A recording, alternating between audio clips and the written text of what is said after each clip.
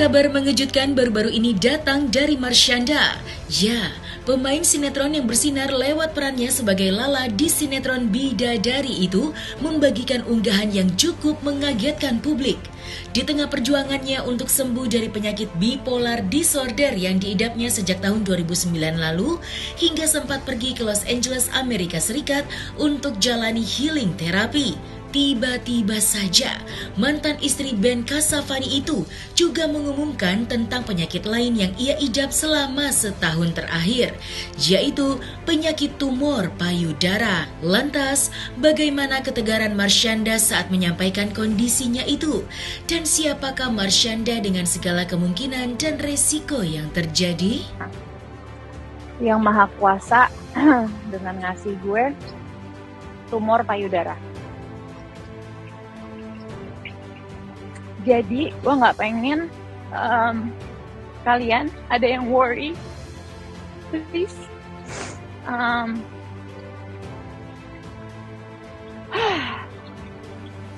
Doain aja. Bagi kalian yang percaya Tuhan, doain gue. Bagi kalian yang tidak percaya Tuhan, just send me good energy. I love you all so much.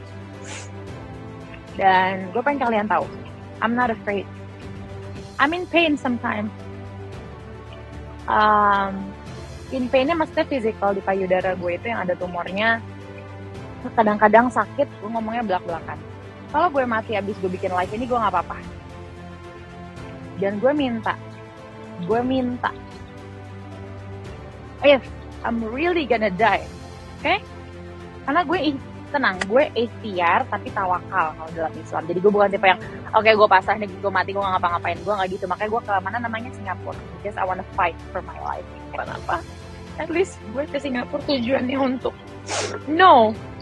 to know apakah gue masih akan punya harapan untuk berumur panjang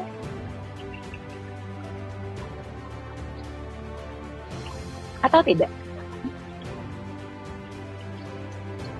Ingat kata ibu, kita ngobrol banyak beberapa hari terakhir, Nen.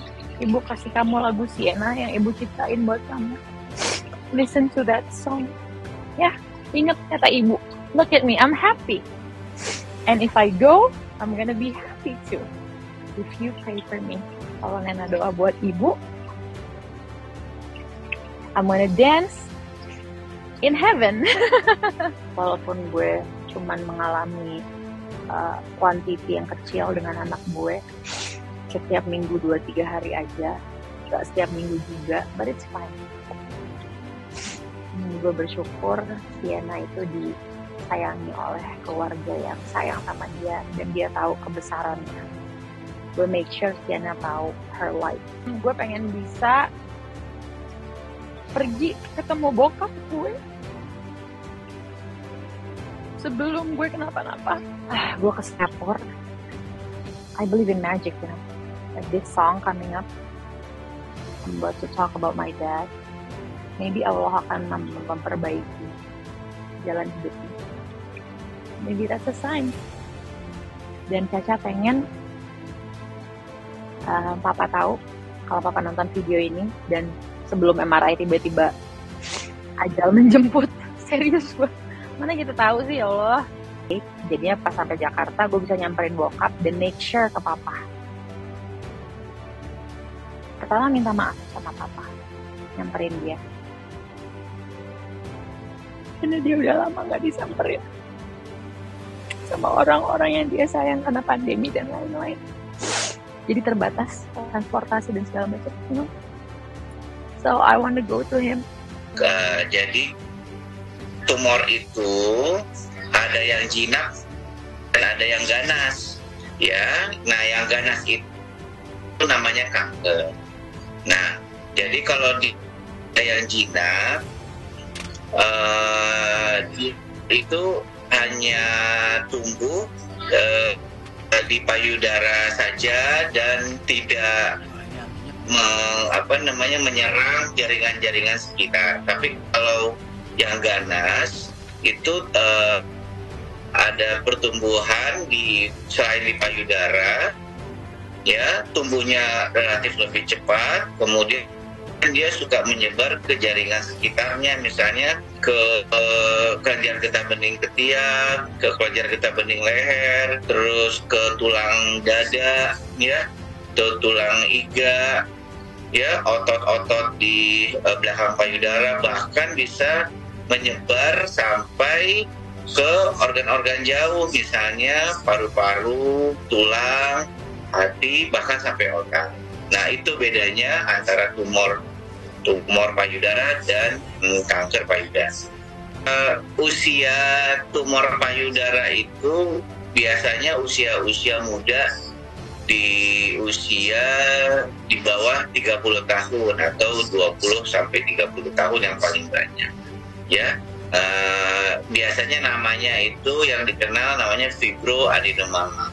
Nah, penyebabnya pastinya tidak diketahui, tapi ini berhubungan dengan hormon estrogen, ya. Nah, jadi ada beberapa wanita yang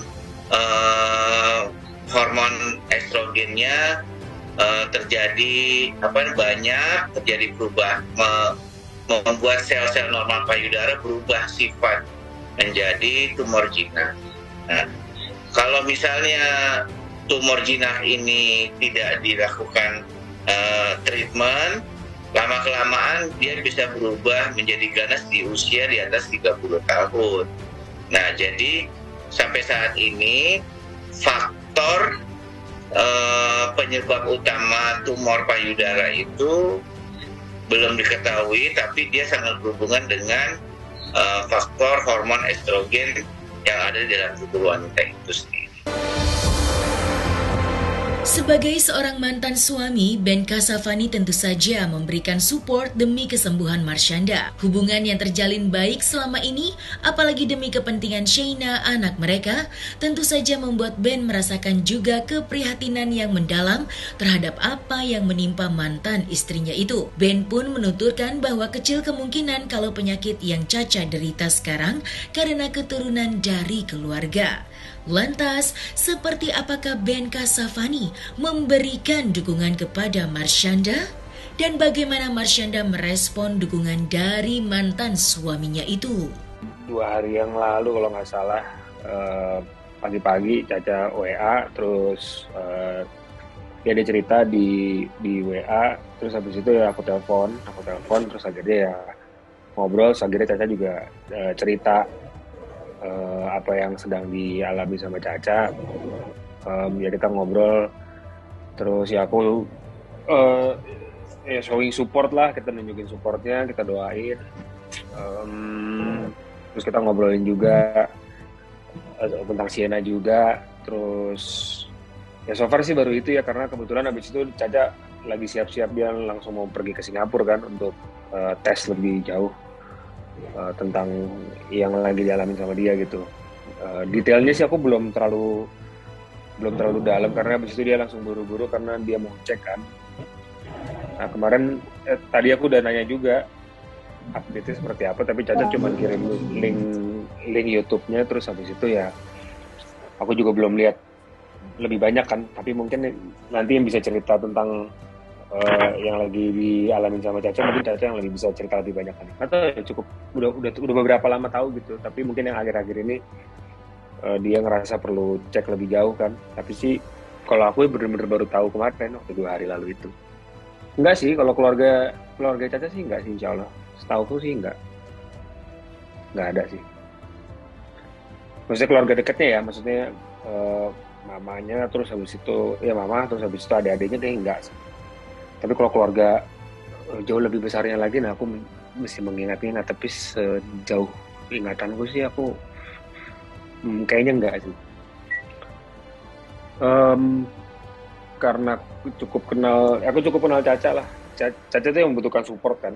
Artinya dia butuh support, dia butuh didengar, dia butuh dikasih asupan-asupan positif gitu ya. Ya artinya kita tetap kasih support seperti itu dari dulu sampai sekarang. Dan ya, alhamdulillah kita punya hubungan artinya semakin tahun semakin lebih baik lah hubungannya, lebih semakin cair, semakin besar juga. Yang penting gue udah bertanya sama om gue udah bertanya sama mantan suami gue, kalau misalnya kita udah mau meninggal kan, yang disebutin la ilaha illallah, right? So, I'm prepared. Aku percaya ya kalau kita dikasih musibah tuh Allah lagi mau ngasih kita rezeki yang lebih tinggi. Ya nggak tahu ya kalau panjang umur atau nggak panjang umur kan itu urusannya Allah. Mau 1000 orang ngedoain saya takdirnya besok pergi, ya besok pergi, dan saya berserah gitu loh.